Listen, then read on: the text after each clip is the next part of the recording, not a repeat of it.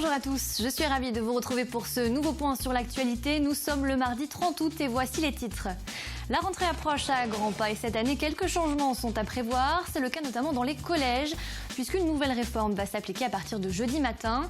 Professeurs, parents et élèves devront également se familiariser avec les nouvelles mesures de sécurité présentées il y a quelques jours par le ministre de l'Intérieur et la ministre de l'Éducation nationale.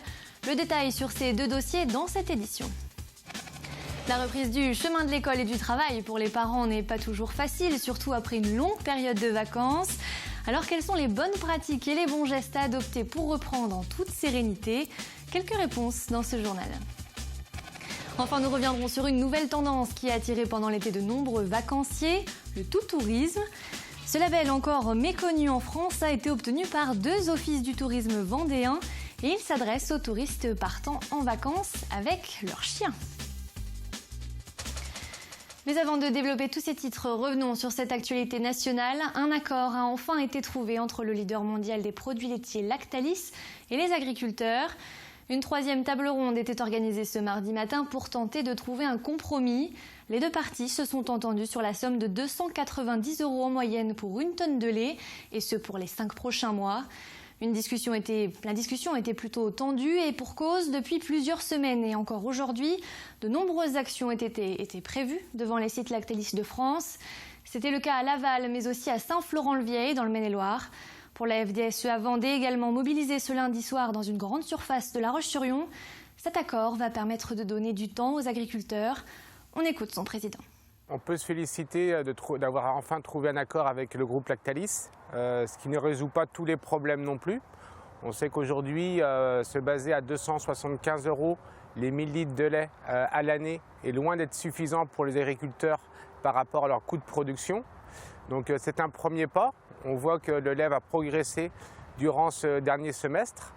J'espère que ça pourra donner une tendance positive pour l'année 2017, où vraiment on en a vraiment besoin dans les exploitations.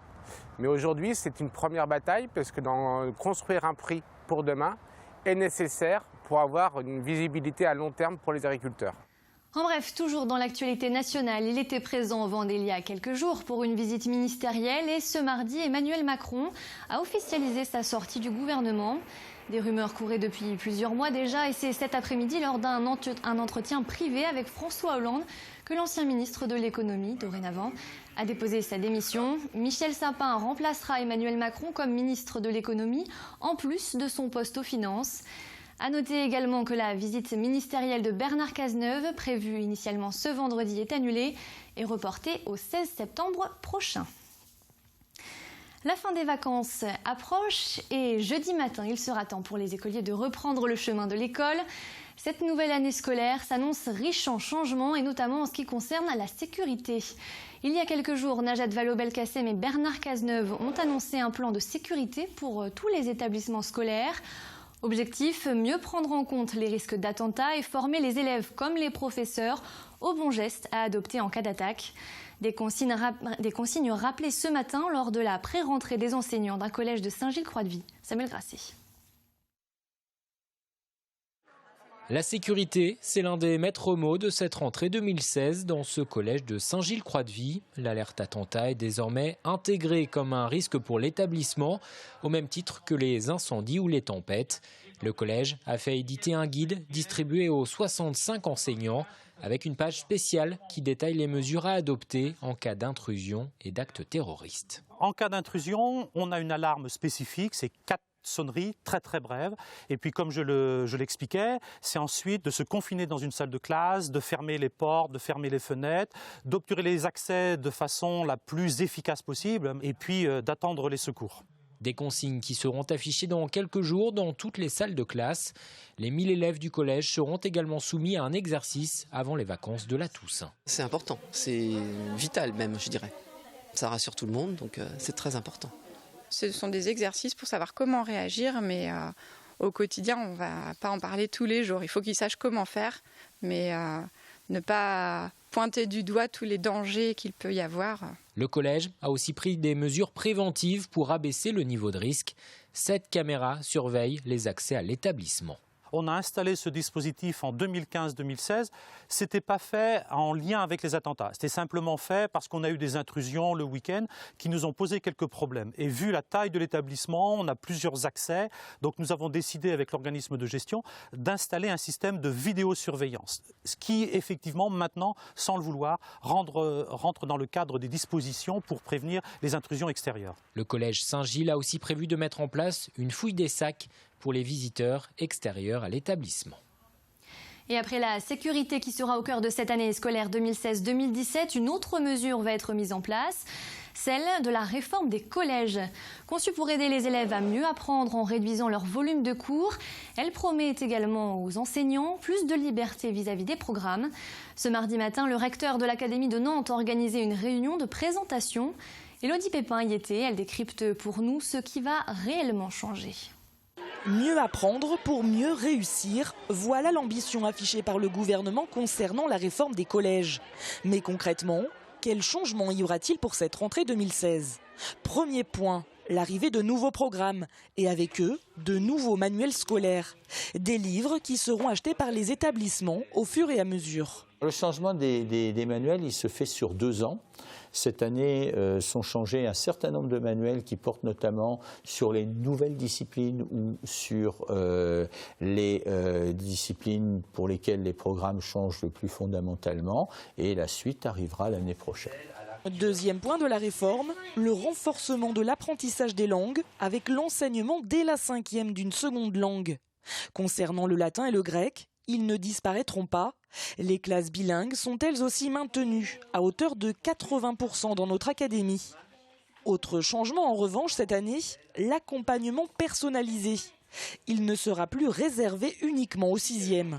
L'accompagnement personnalisé en classe de 6e, il existait déjà à raison d'1 heure par semaine. Il est élargi à 3 heures par semaine et il est instauré en classe de 5e, de 4e et de 3e à raison d'1 heure par semaine. Enfin, dernier point de la réforme et qui fait grincer des dents les enseignants, les EPI, les enseignements pratiques interdisciplinaires. Comprenez par là la collaboration plus poussée entre les professeurs. C'est ça, amener les élèves à s'apercevoir que les disciplines ne sont pas complètement segmentées et amener les enseignants à travailler plus ensemble. Des changements pour lesquels les enseignants ont reçu 3 jours de formation. Mais l'application de cette réforme concrètement sur le terrain inquiète encore le corps enseignant. Les syndicats ont d'ores et déjà lancé un appel à la grève le 8 septembre prochain. Mais la rentrée ne concerne pas seulement les enfants. Après ces vacances d'été et une coupure détente généralement très appréciée, il faut reprendre le chemin du travail. Pas toujours facile de se remettre dans le bain et pour certains, cette reprise est synonyme de coup de blues et de stress post-vacances. Pas de panique si c'est votre cas, cette situation est tout à fait normale. Il faut reprendre le rythme tranquillement et retrouver ses marques. C'est ce qu'a constaté Alix Lanos, regardez.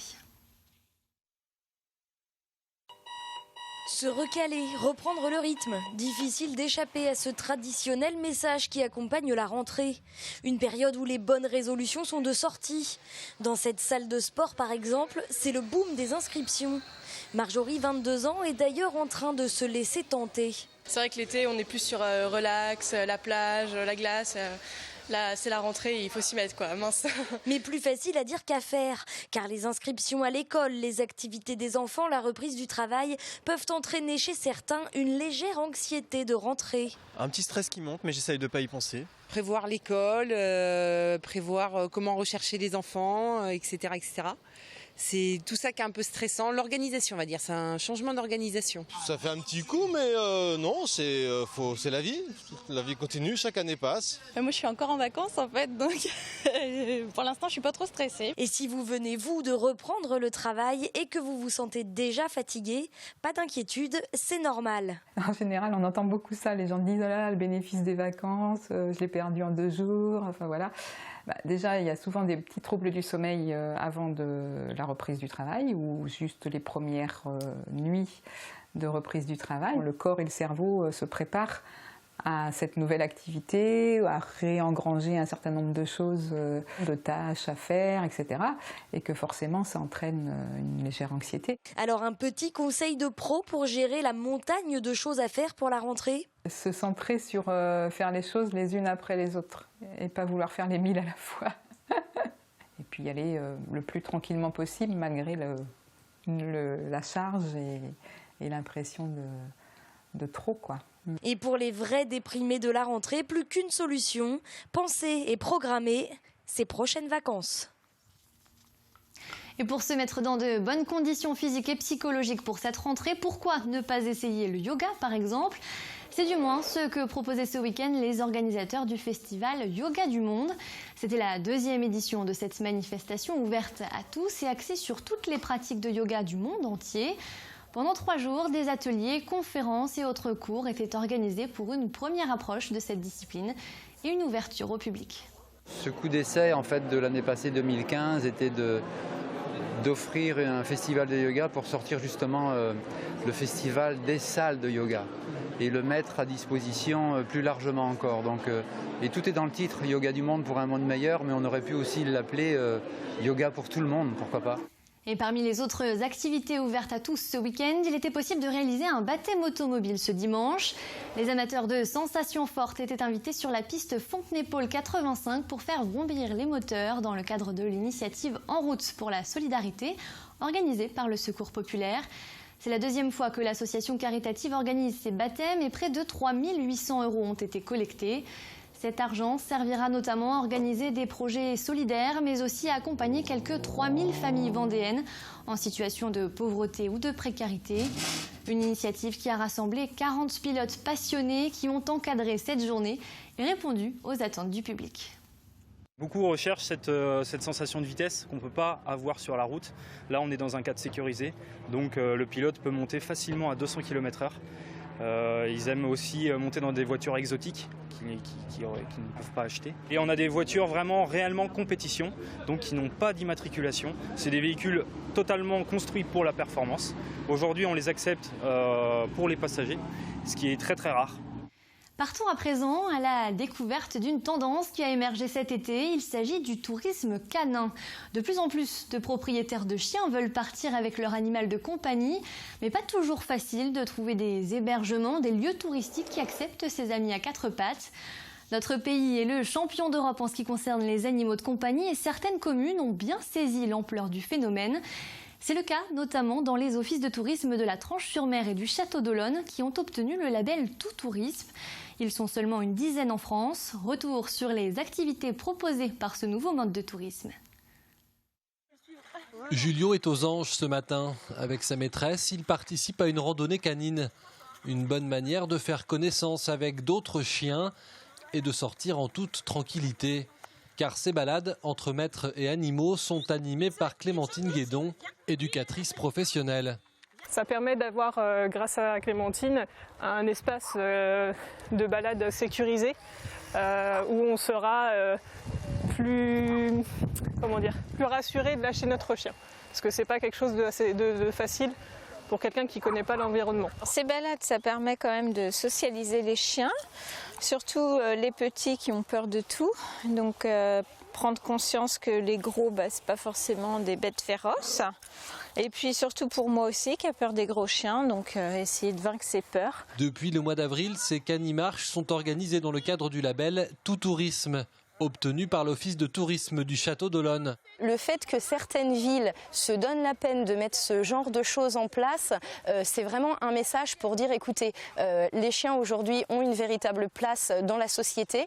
Il faut, en tant qu'humain, se responsabiliser à ce niveau-là, éduquer son chien au mieux qu'on peut. Si on n'y arrive pas, s'aider d'un professionnel, il y en a quand même un peu partout. Et du coup, profiter au maximum de toutes les activités qu'on peut faire en famille avec le chien. Car l'animal de compagnie est devenu aujourd'hui un membre à part entière de la famille. Et selon un sondage, 1 foyer sur 2 en posséderait un. Alors quand il s'agit de partir en vacances, certaines familles n'hésitent plus et emmènent avec eux leurs compagnons à 4 pattes. Mais peu d'hébergements et d'animations sont accessibles avec un animal. Une demande croissante qui pousse les communes à réagir. Il y avait de plus en plus de clients touristes, voire même des autochtones qui venaient à l'office du tourisme et qui posaient des questions concernant l'hébergement, s'ils pouvaient venir avec leur animal de compagnie ou pas. Il y a 15 hébergements répertoriés qui accueillent les clients avec leur animal de compagnie. Il y a 2 bars sur la ville du Château d'Olonne et il y a 11 restaurants qui ouvrent les portes aux clients accompagnés de leur animal. Le Château d'Olonne est le 2e office de tourisme vendéen à obtenir ce label de tout tourisme. Une manière de faciliter les vacances pour les propriétaires d'animaux. On jette un coup d'œil sur la météo de ce mercredi, du soleil, de la chaleur et des températures qui restent estivales, puisque nous attendrons les 30 degrés dans l'après-midi. Le bulletin météo complet présenté par Fanny Poirier arrive tout de suite après ce journal. C'est la fin de cette édition, merci de l'avoir suivi, je vous souhaite une très belle soirée et à demain.